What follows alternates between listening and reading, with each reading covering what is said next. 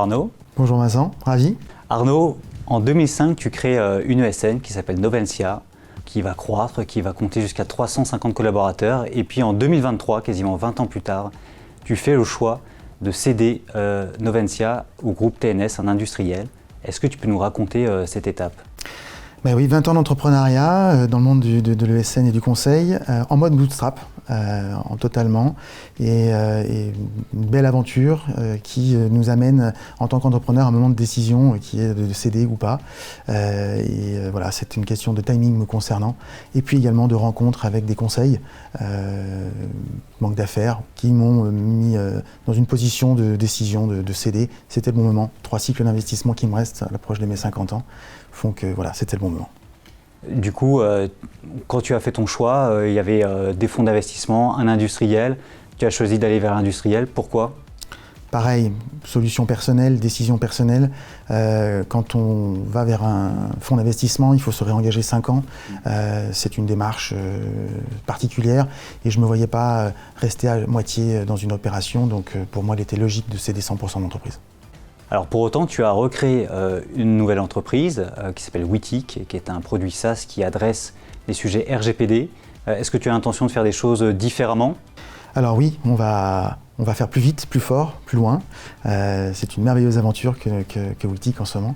Mais en revanche, pour tout ce qui va être session, on refera exactement la même chose. Préparation, accompagnement, être accompagné par un cabinet ou un conseil. Et puis une vente, on ne vend qu'une seule fois. Donc il vaut mieux éviter de vendre 2 fois, c'est pas bon signe en général. Et donc voilà, donc refaire la même chose. Arnaud, tu es un entrepreneur aguerri, on vient de le comprendre. Tu as cette notion de give back à l'écosystème qui t'a tant donné. Tu es top 30 Business Angel en France en 2023 avec plus de 10 participations prises. Quel est le conseil de façon récurrente que tu donnes aux entrepreneurs ? Le conseil permanent, c'est la résilience. Toute entreprise qui démarre nécessite une résilience maximum. Ça prend du temps. Et puis ensuite, c'est d'être accompagné, s'entourer. On ne grandit jamais tout seul, surtout en tant qu'entrepreneur. Et donc, que ce soit des conseils, des banquiers, etc., l'environnement dans lequel on développe l'entreprise est essentiel. L'entourage est donc quelque chose de clé. Toi, j'imagine qu'à titre personnel, tu as été entouré par des partenaires bancaires ou des conseils. Qu'est-ce que tu attends de leur part, que ce soit en amont ou post-opération ?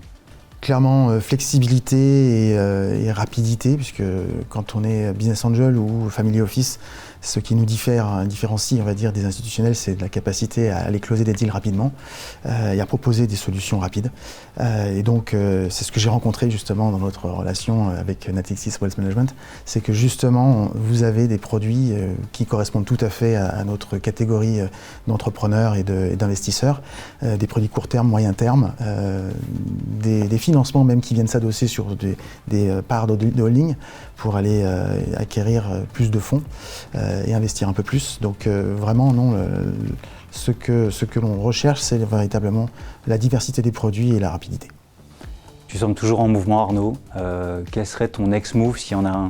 Le next move, ça sera forcément toujours la création d'entreprise, bien que j'ai pris de nouvelles fonctions dans le groupe qui a racheté Novensia, et j'en suis ravi. Mais voilà, toujours l'entrepreneuriat et de toute façon, une nouvelle entreprise arrivera dans les prochaines années, ça c'est certain. Arnaud, j'étais ravi d'échanger avec toi et je te dis à très vite. Merci, à bientôt.